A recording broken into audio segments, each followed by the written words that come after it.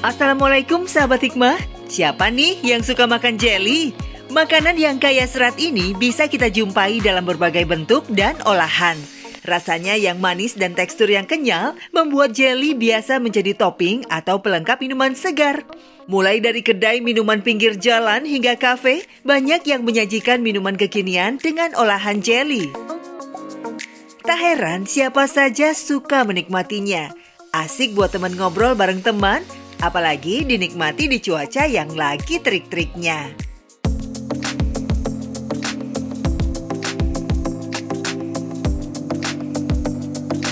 Selain menjadi topping minuman, jelly juga bisa menjadi camilan tersendiri. Contohnya, olahan jelly yang bentuknya dibuat seperti telur puyuh ini, sahabat hikmah. Iya, camilan yang lantas disebut telur jelly ini pun menjadi salah satu sumber rezeki Pak Maman. Sudah 7 tahun lamanya, pria berusia 57 tahun ini menghidupi diri dan keluarganya dengan berjualan telur jelly.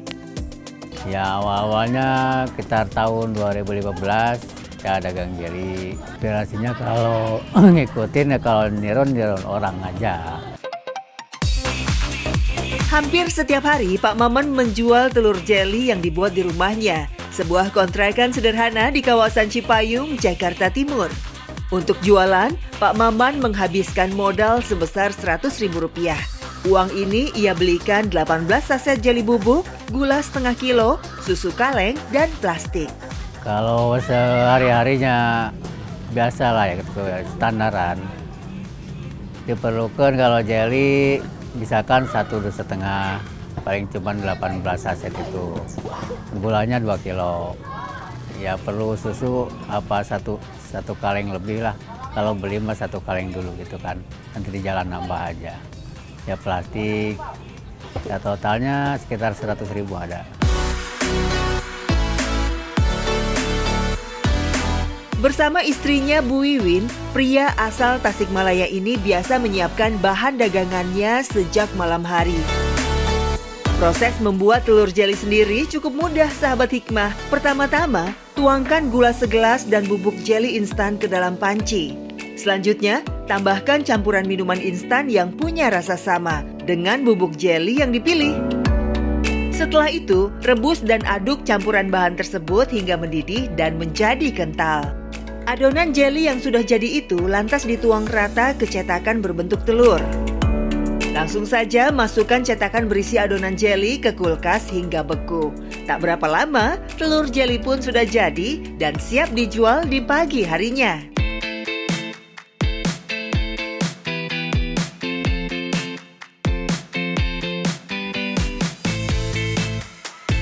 Sehari-harinya, Pak Maman berkeliling menjual telur jelly berpindah dari satu tempat ke tempat lainnya. Aku yang putih ini. Awalnya, Pak Maman berjualan telur jelly keliling dengan sepeda ontel tua miliknya. Anak-anak di sekitar rumahnya cukup sering menjadi pembeli dari dagangan Pak Maman karena harganya murah dan rasanya yang enak. Aku sukanya rasanya leci. Terus belinya sering 2.000. Rasanya enak sama segar. Alhamdulillah, dagangannya yang cukup laris membuat Pak Maman bisa mengumpulkan uang untuk membeli sepeda motor. Ditambah lagi, ia memiliki anak laki-laki yang peduli dengannya. Ia mendorong Pak Maman untuk mewujudkan keinginannya itu. Masya Allah. Yang jelly. Jadi yang intinya itu anak yang perhatian sama saya, sama bapaknya. Jadi katanya begini, Pak, kasihan lah, udah tua, masih dorong-dorong gerobak gitu kan, udah nggak mampu. Udah aja beli motor gitu. Kalau kata saya kan nggak punya duit, udahlah saya ngumpulin dulu. Ya akhirnya dia yang beli.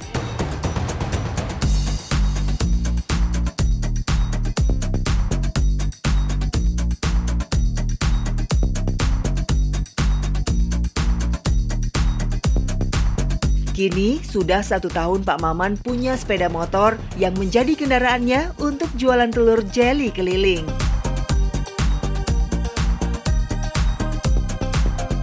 Untuk melengkapinya, ia juga membuat sebuah gerobak modifikasi yang menjadi wadah dagangannya. Saat ini Pak Maman biasa berjualan telur jelinya dengan sistem keliling dan mangkal. Tempat pertamanya singgah adalah sebuah sekolah dasar atau SD yang jaraknya tak jauh dari tempat tinggalnya. Menariknya, meskipun sudah berpindah tempat, telur jeli Pak Maman masih tetap laris oleh pembeli lamanya loh. Emang langganan, biasanya lewat depan rumah, anak saya kebenaran suka. Tiap ini kan kalau jeli kan bagus juga buat serat gitu, pelancar pencernaan, jadi saya nggak pernah ngelarang jajan. Daya tarik telur jeli Pak Maman pun tidak hanya untuk anak-anak dan orang tuanya saja. Ada juga anak muda yang ikut membeli. Tertarik aja ngeliatnya gitu. Kan suka juga dari SD suka jajan ini, jadi tertarik gitu.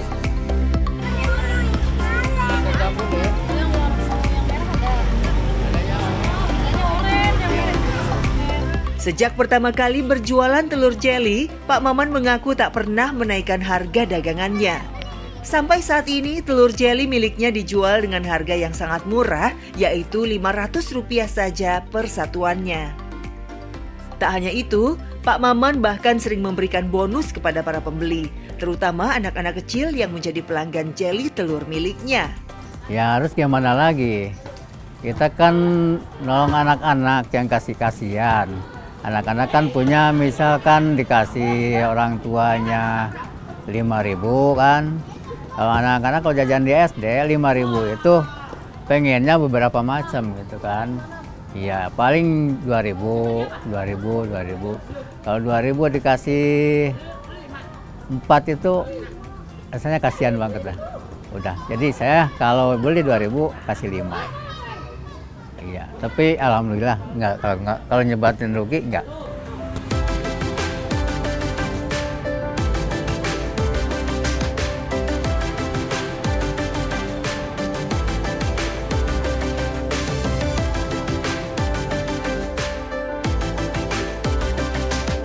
Ya sahabat hikmah, tidak ada sedekah yang mendatangkan rugi. Justru dengan bersedekah akan mendatangkan keberkahan. Karena Allah Subhanahu wa Ta'ala sangat menyukai orang yang bersedekah, baik yang jumlahnya besar ataupun kecil.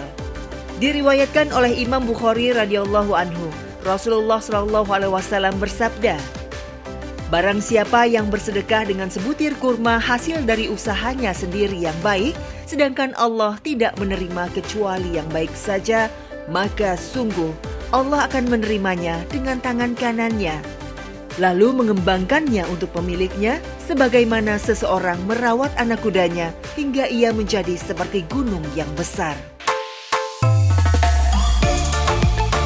Saat hari semakin siang, Pak Maman memutuskan untuk berpindah tempat jualan. Selepas dari SD, ia menuju taman umum untuk mengincar warga yang berkunjung ataupun anak-anak yang sedang asik bermain.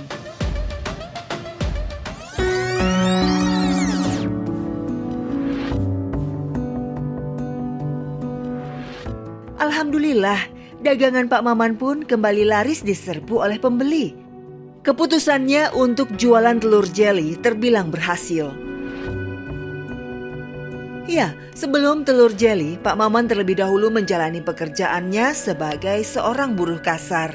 Berbagai pekerjaan seperti tukang bangunan hingga kuli panggul sempat ia lakukan untuk mencari nafkah.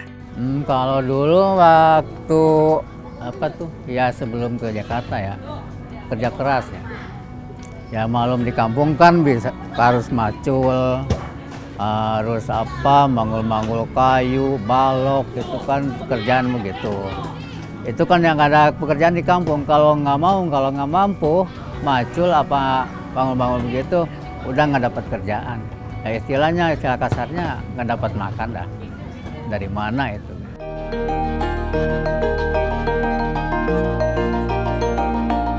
Semua usaha yang ia lakukan itu semata-mata untuk memenuhi kebutuhan istri dan anak-anaknya. Jerih payah Pak Maman pun kini membuahkan hasil. Salah satu anak laki-lakinya bisa sekolah hingga tamat SMK dan mendapatkan pekerjaan di Jakarta. Sekolah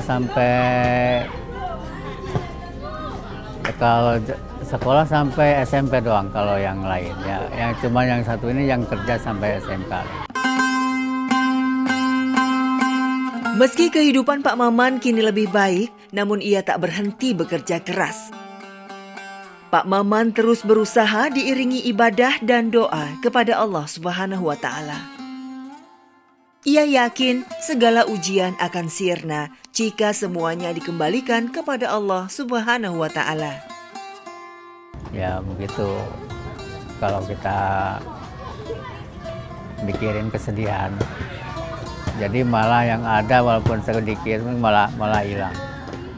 Jadi sudahlah, mendingan semangat aja.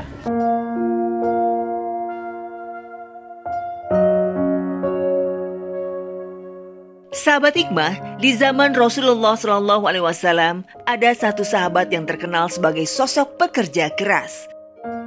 Dialah Sa'ad bin Mu'az, seorang pria yang merupakan pembesar dari suku Aus. Sehari-hari ia membajak tanah dengan tangannya, juga mengangkut hasil ladang, lalu menjualnya untuk keluarganya. Pekerjaan yang ia lakukan bahkan sampai membuat tangannya melepuh. Suatu saat, Rasulullah bertemu Sa'ad dan saat berjabat tangan, beliau merasakan tangan kasar Sa'ad. Rasulullah lantas bertanya, apa sebabnya? Dan seketika Sa'ad menjawab, saya membajak tanah untuk keluarga, ya Rasulullah. Mendengar hal itu, Rasulullah spontan mencium tangan Sa'ad bin Mu'az sambil berkata, tangan ini tak akan disentuh api neraka. Masya Allah, tangan yang dicium Rasulullah berarti bukanlah tangan biasa, sahabat hikmah. Itu adalah tangan para ahli surga yang mulia. Masya Allah.